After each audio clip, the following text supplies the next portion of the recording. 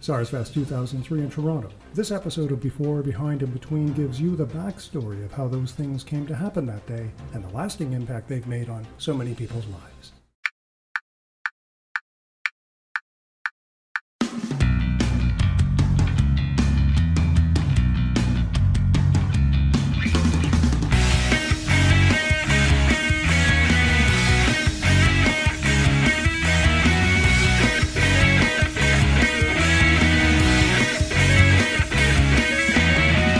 Podcast starts now.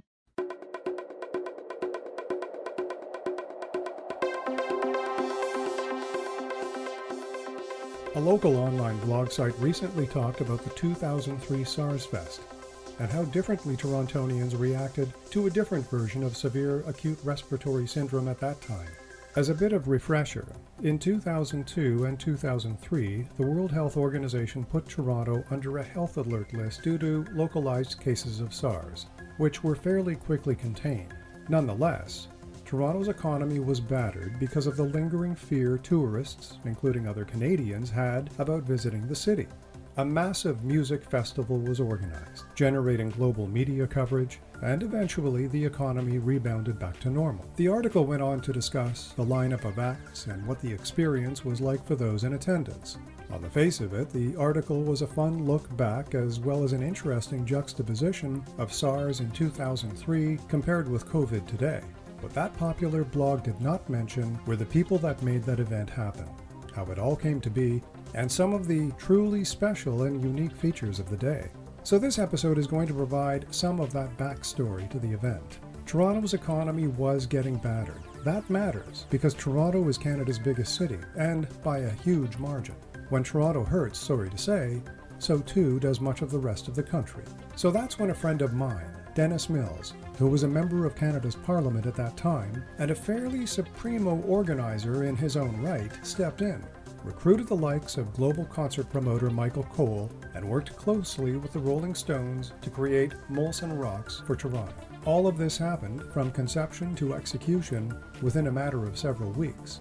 The resulting event, in late July of 2003, attracted nearly 500,000 people to a former military base in the north end of the city, listening to an impressive roster of bands and culminating in performances by Rush, AC/DC, and the Rolling Stones. The organizational logistics were mind-boggling. To make matters even more complicated, I entered the picture with an unusual request. Tickets were sold to the public in quantities of not more than 10 per person.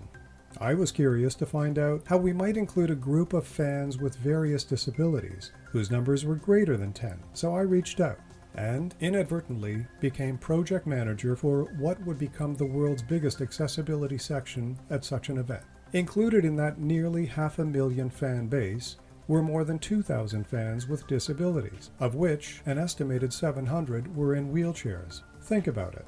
1, 2, or 3 wheelchairs in a room can get a little cramped. So the numbers we attracted added to the logistical challenges. Sorry, Charlie. City transit planners, engineers from the Molson Indy, and various EMS staff all made sure that the first accessibility section of its kind would work for the fans. It worked so well, in fact, that once fans started hearing about the fact that they could attend, and do so safely, we were getting people, some with profound mobility issues, coming from Texas, British Columbia, Washington, D.C., and Prince Edward Island. I even received a call from a senior medical doctor from Sick Kids Hospital in Toronto. He had a terminal patient, a teenage boy, who had never seen AC/DC live. The doctor called me to ask how we could make this happen. I'll tell you. If it weren't for the passion and the will of the planners of that event, and those who stepped up to the charge, like Dennis Mills, like the engineers who designed that multi-tiered viewing section, we couldn't have made it happen. As it turned out, I was notified about 30 minutes prior to the kids' arrival via ambulance. We parted the sea of seated fans in our section. The ambulance backed in, opened up the rear doors, and provided a way for that teenage boy to enjoy his first AC/DC live performance, and to be included in the overall day. About 45 minutes later, the ambulance departed. About 6 months later, the boy passed away. That day, which was a response to a coronavirus back in 2003, evolved into something that had never been done before. and would make a lasting impact on the lives of many, many people. I can also tell you that it wasn't all easy walking. There was pushback, with some seasoned concert organizers asking why they should build a special section for the disabled when they had never seen fans with disabilities in any great number at a concert. Local media at that time, too, during the days and weeks leading up to the event, were ankle-biting, to the point that Mick Jagger even described some of Toronto's media reps as whiners and downers. The Stones were intimately involved, every step along the way. Another little piece of the backstory. We had heard during our prep work in the weeks prior to the event that the disability section was near and dear to at least one of the members of the Stones.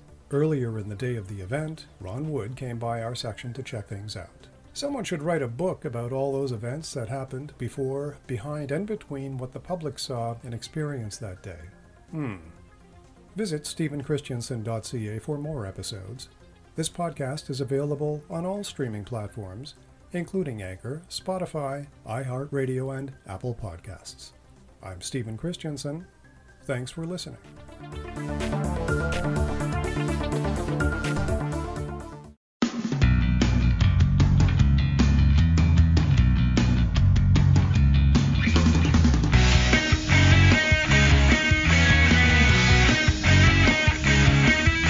A production of Stephen Christiansen.